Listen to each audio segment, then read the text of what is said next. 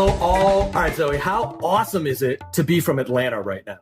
Oh my gosh, it is the best thing I never knew I needed. I am so just happy to be from this place. I mean, we've got Atlanta that just won a Golden Globe. Oh, yeah. We've got all of these new shows coming to film here, and I couldn't be more proud to be a part of this Atlanta arts and entertainment world right now. Yeah, it's awesome. Now, did this all happen as a result of Donald Glover, or was it all kind of part of a whole movement that just, it's a coincidence? Well, yeah, honestly, I think it's just a movement. Atlanta has become such a place of just entertainment and exploration of new stories and new things that can happen. And I think Atlanta is just a new place where people are excited to create new things, and people are just excited about Atlanta. So I think Donald Glover he's just adding on to the excitement that everybody has about Atlanta.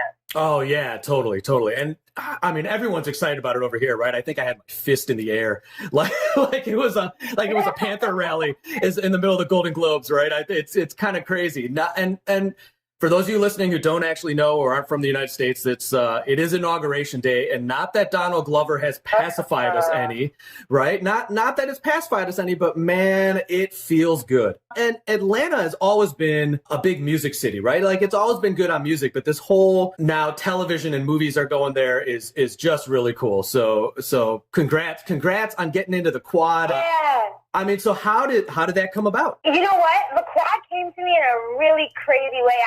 I was talking to my agent, and he sent me a character, and I read it, and I was like, yeah, this is really fun. This is cool. She's a different character to play, and I auditioned for it a couple of times, and Felicia, the creator of the show, she saw me, and she said, I don't know if this is the right character, so I played around with a few different characters, and then my character, Noni, came up, and I knew exactly when it happened that she was the person that I was meant to play, and she's a fun, just overzealous, very great and smart student, and I knew that I could play that kind of person very well. I knew that Noni was somebody that I could easily dig into, and I was just excited to just dig into this new world of HBCU life, and when I heard it, I was like, okay, I read the script, and I saw that it was such a different role for me. I've never even been to an HBCU, so I was like, okay,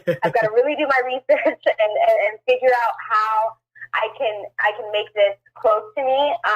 And I did, and then I fell in love with everything HBCU. Wow. So give us an overview of the show in general. Okay, so the quad is centered around HBCU life. When we meet the quad, we're meeting a school that is going under crazy financial problems. It is taking on a new president. It is the beginning of the school year, so we have new students, new people coming in. Everything is just kind of shifting for the school, and alumni, they're doing everything they can to keep the school alive, but it's hard because just the financial problems and leadership and everything. So we meet Noni, my character, and she is a very green, very, just excited new student. She's excited to take her place and be, just kind of show up everybody that kind of doubted her throughout her journey. She's an incredible saxophone player, and she's ready to be in the band. And she kind of runs into some roadblocks, just seeing that it's a little harder to get to the top than she thought it would be. But the show is centered around several different stories of just pushing through this college life and trying to, gain our footing and have fun at the same time. Very cool. So any backstage gossip, any fun things you witnessed? Any fun things?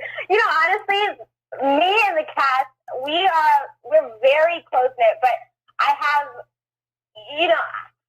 I'm the youngest person on set, so I'm constantly looking for.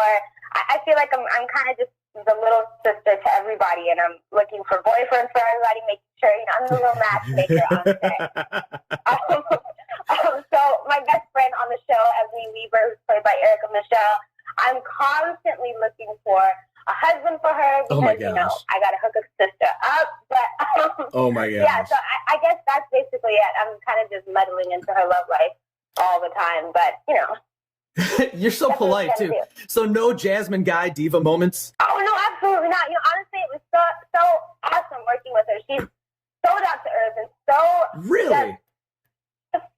Yeah, she honestly is. She's very sweet and she's just one of those hometown girls. I feel like she's very down to earth and very just down to dance in the makeup trailer with me and have a good time. Wow, that is really good to hear. And all right, so if people search online, it's a little confusing when the premiere date is because some sites actually say it's the 31st, some say it's the 1st. Have they told you yet when the actual premiere date is? Yes, the actual premiere date for the quad is January 31st. Aha. 10 Eastern, 9 Central, is that correct? Yes, it is. Awesome. All right, so what can we expect from you next? You know what? I have a lot of new projects in the works next, and I'm super excited for everybody to hear about them. Right now I'm focusing on the premiere of the quad, but once I can let everybody know, you'll be hearing about it on my Twitter at @TheZoeRenee.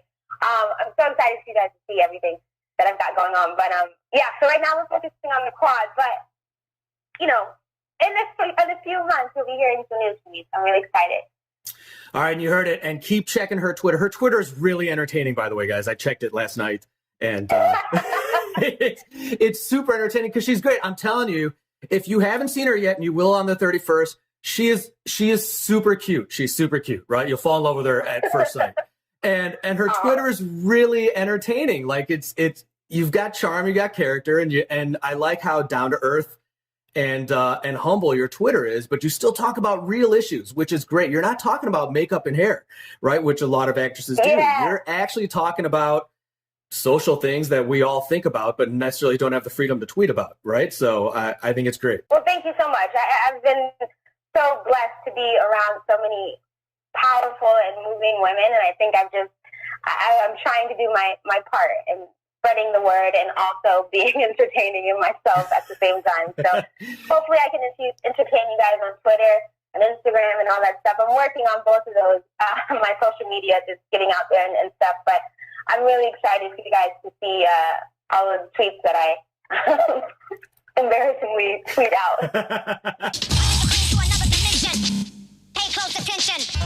Today's show is brought to you by Ritalin. The more you take, the less you care. And by the letters P, T, S, N, D, and the number pi.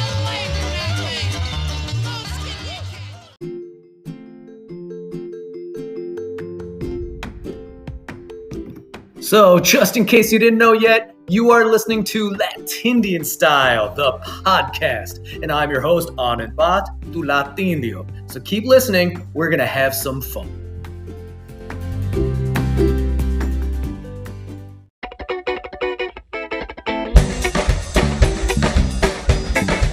Halloween, man, Gen Z kids are so lazy. So, dude, they're coming to the door. So I got all excited because the kid showed up, the first kid that showed up, and he's got a horse mask on. And I finally crushed the final season of BoJack Horseman, right? I was so like, it is one of my favorite shows. And I yelled at him so excited. I'm like, "Are you BoJack?" And he just looked at me in his weird autistic Gen Z look on their face they have all the time. I know that. And he had no idea what I was talking about, and his little sister wasn't even in costume, and I'm like, "Look, we've got a lot of candy here, and it's snowing, so I don't think a lot of kids are going to show up. Take as much candy as you want."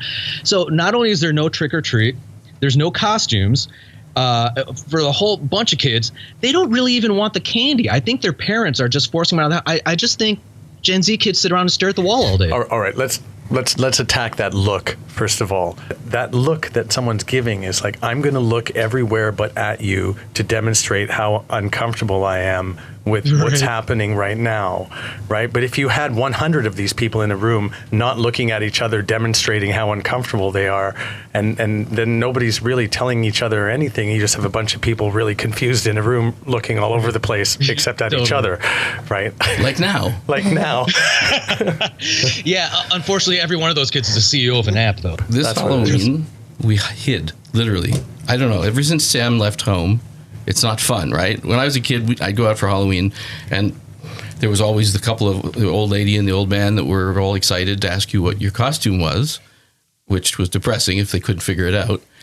And I thought, oh, one day I'll be that old man. And now Halloween comes, and we just turn off the lights and we hide. We order takeout.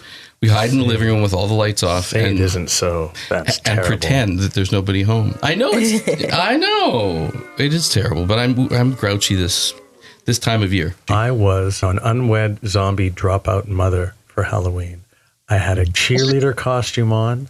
I was covered in blood and rotting flesh. And because I couldn't figure out how to affix the doll to an umbilical cord and have it dragging behind me. If I'd seen you, it would have been different. I would have turned on the lights and we would have given you some candy. I had to put the doll into a box with that sign. It said undead with a big W over the D, so it said unwed. Undead. Unwed zombie dropout mother. Spare any brains? Right? Like that was my whole shtick. I did that for a concert actually. Nice. Well, that beats the snot out of the kid that showed up at my door saying he was Jacket Boy. Jacket boy? Actually, I'd give him something too. That's pretty ingenious. This year, the doorbell rang a couple of times, and I was sure that it was the food arriving because the lights were all off and the house was dark, right? Yeah. So, and it was dark outside and pouring rain. Yeah, I don't know why people went out. I don't know why people went out either. They should have a postponed Halloween. They did by that in one day Montreal, thing. apparently. That's what I heard. Yeah, That's smart. That's smart. I mean, it's not like, But how like, important is that holiday, right? How do you postpone? Like, it's always October 31st. Once November 1st hits, like, everyone's in a different mood. Well, they got to get Halloween over with so they can run the Christmas ads. Exactly. You got to start. The Christmas movies have started November 1st. The W Network started putting Christmas movies. Oh, yeah, there you go. So, yeah, it was freezing cold and raining, and we got 2 kids showing up out of, I don't know how many thousands that we tricked into staying away. And they were both soaked, like 10-year-old kids. And I feel like an old man saying this, but they were soaked, like not just wet, but drenched. Like drenched, soaked to the skin. Sideways rain that like you just pulled them out of the water. And I don't know. I mean, they got candy and pneumonia, I suppose. It was pouring and cold. That's what Halloween's all about. Yeah. Actually, a friend of my roommate who has a 7-year-old daughter, he said to me just yesterday, he said, "Oh man, you should have seen. I took Sayuri to her dance class, and all the girls in the dance class, they're all like standing around like adults that have been partying really hard for 3 days. Like they're all just like, oh, okay, we're gonna get through this because of the candy drop, the candy ups and downs of the candy, and now they're all like together, like, all right, dance class, okay."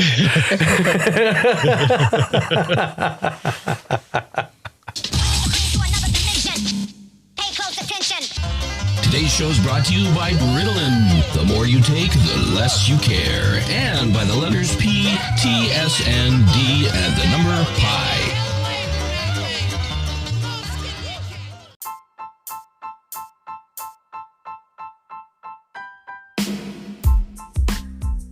Hey, so don't forget to also check out the What Were We Thinking podcast, where Earl, McDowell, Kayla, and I rip it up on all sorts of issues. It's another fun podcast to listen to. Check it out.